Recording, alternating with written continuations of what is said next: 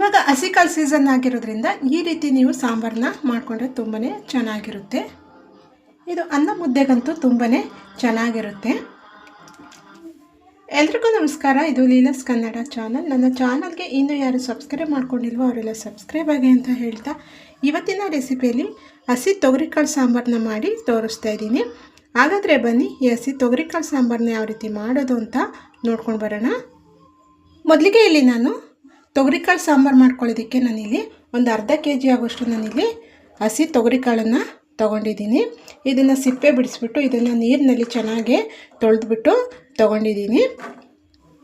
ಈಗ ಮಾಡೋದು ಹೇಗೆ ಅಂತ ನೋಡೋಣ ಬನ್ನಿ.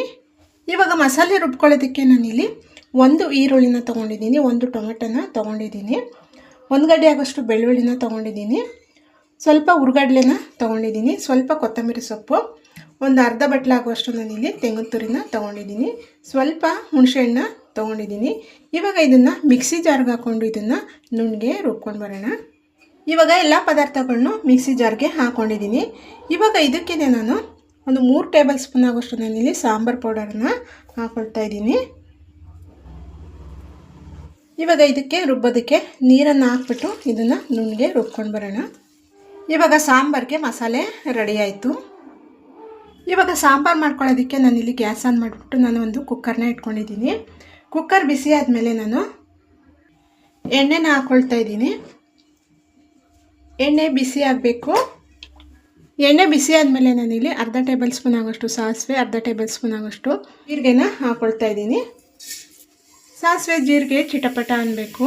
ಸಾಸಿವೆ ಜೀರಿಗೆ ಚಿಟಪಟ ಅಂದಮೇಲೆ ನಾನಿಲ್ಲಿ ಒಂದು ಈರುಳ್ಳಿನ ಹಾಕ್ಕೊಳ್ತಾ ಇದ್ದೀನಿ. ಸ್ವಲ್ಪ ಕರ್ಬೇವಿನ ಸೊಪ್ಪು, 2 ಒಣಮೆಣಸಿಕಾಯಿನ ಹಾಕ್ಕೊಳ್ತಾ ಇದ್ದೀನಿ. ಇವಾಗ ಈರುಳ್ಳಿ ಎಲ್ಲ ಚೆನ್ನಾಗಿ ಕಲರ್ ಚೇಂಜ್ ಆಗುತ್ತೆ ಅಂತ ಇದನ್ನು ಹುರ್ಕೊಳ್ಬೇಕು. ಇವಾಗ ಈರುಳ್ಳಿ ಎಲ್ಲ ಸ್ವಲ್ಪ ಕಲರ್ ಚೇಂಜ್ ಆಗಿದೆ. ಇವಾಗ ಇದಕ್ಕೆ ನಾವು ತೊಗರಿಕಾಳನ್ನು ಹಾಕ್ಕೊಳ್ಳೋಣ. ಇದನ್ನು ಹಾಕ್ಬಿಟ್ಟು ಇದನ್ನು ಎಣ್ಣೆನಲ್ಲಿ ಇದನ್ನು ಚೆನ್ನಾಗಿ ಹುರ್ಕೊಳ್ಬೇಕು. ಅದು ಹಸಿ ವಾಸನೆ ಎಲ್ಲ ಹೋಗಬೇಕು, ಅಲ್ಲಿ ತನಕ ಇದನ್ನು ಹುರ್ಕೊಳ್ಬೇಕು. ಹಸಿ ಕಾಳನ್ನು ಈ ಥರ ಎಣ್ಣೆಯಲ್ಲಿ ಹುರ್ಬಿಟ್ಟು ಹಾಕೊಳ್ಳೋದ್ರಿಂದ ತುಂಬಾ ಚೆನ್ನಾಗಿರುತ್ತೆ. ಯಾವುದೇ ಹಸಿ ಕಾಳಾದರೂ ಸರಿ ಈ ಥರ ಎಣ್ಣೆಯಲ್ಲಿ ಹುರಿದ್ಬಿಟ್ಟು ಹಾಕೊಳ್ಳೋದ್ರಿಂದ ತುಂಬಾ ಚೆನ್ನಾಗಿರುತ್ತೆ.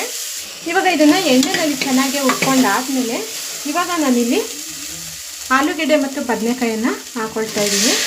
ಇದನ್ನು 1 ನಿಮಿಷ ಹುರ್ಕೊಂಡ್ರೆ ಸಾಕಾಗುತ್ತೆ.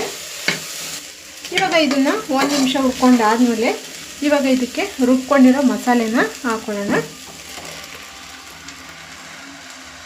ಇವಾಗ ಇದಕ್ಕೆ ಮಸಾಲೆ ನೀರನ್ನು ಹಾಕೊಳ್ಳೋಣ. ಇವಾಗ ಇದನ್ನು ಒಂದು ಸಲ ಮಿಕ್ಸ್ ಮಾಡಿಬಿಟ್ಟು ನೀವು ನಿಮಗೆ ಸಾಂಬಾರು ಯಾವ ಹದ ಬೇಕು ಆ ಹದ ನೋಡಿಕೊಂಡು ನೀವು ನೀರನ್ನು ಹಾಕ್ಕೊಳ್ಬೋದು. ನಿಮಗೆ ಅನ್ನಕ್ಕೆ ಬೇಕು ಅಂತಂದರೆ ನೀವು ಸಾಂಬಾರನ್ನ ತೆಳು ಮಾಡ್ಕೋಬೋದು.